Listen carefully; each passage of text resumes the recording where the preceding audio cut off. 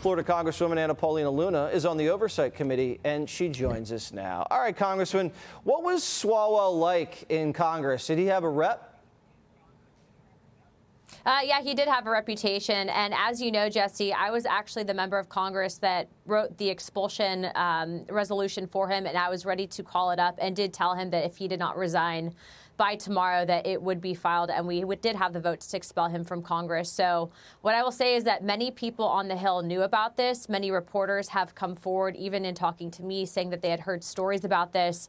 But I do think that he has serious criminal problems on his hand, and I do think that he might end up in jail, Jesse. And if I could just share with you for a moment, not only did I receive forensic reporting showing that, you know, that infamous video of him in the hotel room was indeed him, it was not AI generated, but I'm also being told that, more stuff is going to be dropping in the next 24 hours, and then also potentially the individual that recorded that video in that hotel room, Jesse, was a female and she was underage.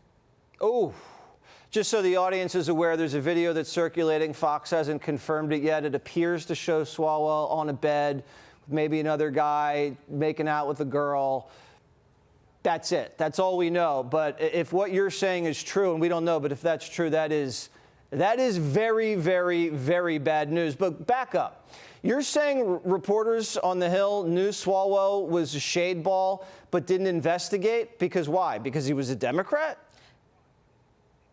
I don't know why they didn't push this further. I think that there's a lot of kind of back scratching taking place on the Hill in general because it's happening within our own party as well. But yes, they knew about it. They did not report on it. And you're seeing now that, I mean, I don't know about you, Jesse, but I don't have 50 staffers, let alone 50 staffers that would come out and say that this is wrong and that you need to resign from office, right? So it was clearly a pattern. And as you're seeing with some of the text messages coming out, and I think, again, with this criminal investigation, there's a lot there with him. So, yes, he resigned, I think, to maybe save his family going through this. But ultimately, at the end of the day, when he did what he decided to do, just based on the grounds of him having an inappropriate relationship with a staffer. But now we're looking at the criminal activity. And I stand by what I said because I saw, again, the forensics report of that video. And if that is true, I would suggest that the Manhattan DA look into that. Right. What kind of judgment does it show? I mean, you're taking pictures of yourself. You're sending it to women. Women don't even ask for these pictures of you, and you're just sending it. You're showing up to girls' homes uninvited. I mean, you're exposing yourself. Like, is this something politicians do? I mean, it's just crazy. Is there a lot of guys like this in Congress? It is crazy.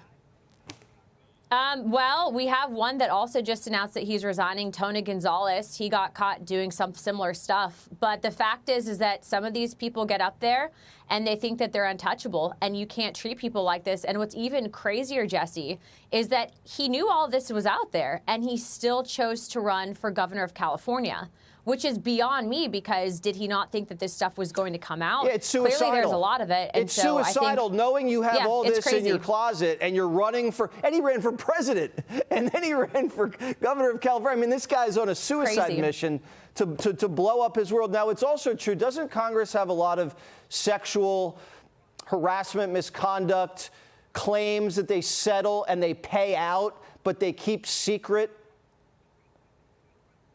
Yeah, they do. That's the Congressional Slush Fund. Actually, Representative Mace had made the motion to release all those files. I voted for it.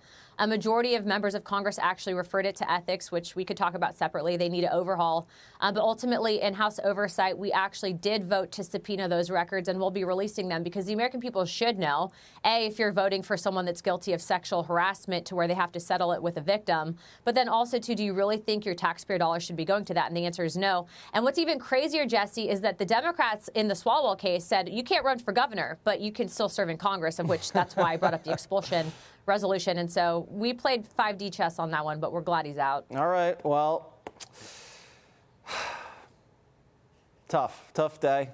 Tough day for the victims. Not a great day for Congress. Paulina Luna, thank you so much. Be sure to like and subscribe for all the Fox News latest on YouTube, and catch full shows streaming now on Fox One.